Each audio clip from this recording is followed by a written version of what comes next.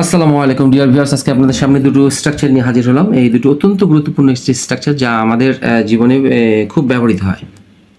তো চলুন জেনে নিই।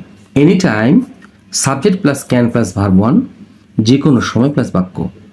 প্রথম সাবজেক্ট ইনসিস্ট দ্যাট, যে প্রথম কোনো ব্যক্তি জিদ করলো যে দ্বিতীয় ব্যক্তি যেন কোনো কাজ করুক, এরকম একটা। প্রথম ব্যক্তি জিদ করে বা জিদ করলো বা জিদ করলো যে, এরকম অর্থ প্রকাশ পাবে।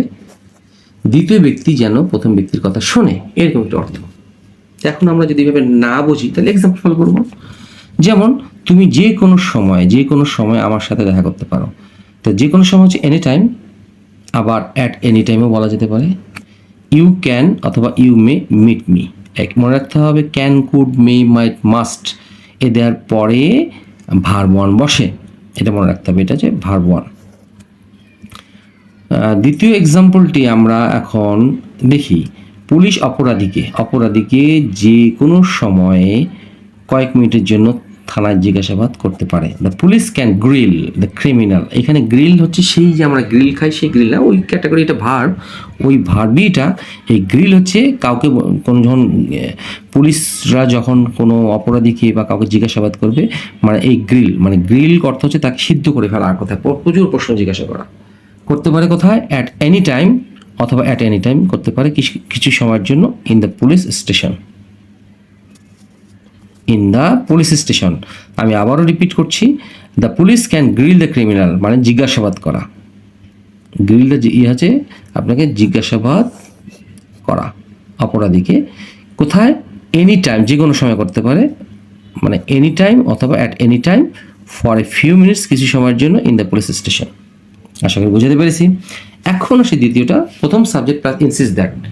কোনো ব্যক্তি জোর করলো বা জিদ করলো যেন দ্বিতীয় ব্যক্তি কোনো কাজ করে, এরকম বা শুনে, এরকম কিছু একটা। এখন 3 নম্বর এবং 4 নম্বর এক্সাম্পলটি সেটির উপর নিয়ে। মেয়েটি জোর করছে যে আমি যেন তার সাথে কিছু সময় গল্প করে কাটাই। আচ্ছা, এখন দ্য গার্ল, যেহেতু থার্ড পারসন প্রেজেন্ট ইনফিনিটিভের জন্য ভার্বের সাথে এস যোগ হয়েছে, এটা ভার্ব ওয়ান।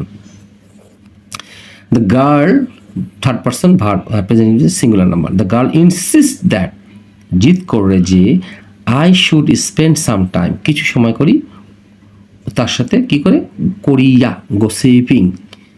ওই জন্য এখানে কেন হলো, এই মনে রাখবি, কোনো কিছু করিয়া, মানে এই জন্য আমরা এই গসিপিংটা আইএনজি করলাম। দেখেন দ্বিতীয় স্ট্রাকচারটি, দেখেন 4 নম্বর স্ট্রাকচারটি। আমি তাকে আমার সাথে সিনেমায় নিয়ে যাওয়ার জন্য জিদ করলাম বা করেছিলাম দিলাম। তা আই ইনসিস্ট, এটা ভার্ব টু দিলাম আমি, পাস্ট ইনডিফিনিট টেন্সে যদি বোঝানোর চেষ্টা করছি এখানে। তাহলে I insisted that she should go to the cinema, মানে তার সিনেমা যাওয়া উচিত কি আমার সাথে। আমি চাচ্ছিলাম বা জোর করছিলাম সে যেন আমার সাথে সিনেমা যায়, এরকম একটা অর্থ প্রকাশ করতে এই স্ট্রাকচারটি ব্যবহৃত হয়। এক্সারসাইজ, যে কোনো সময় মুষলধারে বৃষ্টি পড়তে পারে। আমি তাকে জিদ করে জোর করলাম যেন সে আজকে রাতে আমাদের বাসায় থাকে। এই ধরনের বাক্যগুলো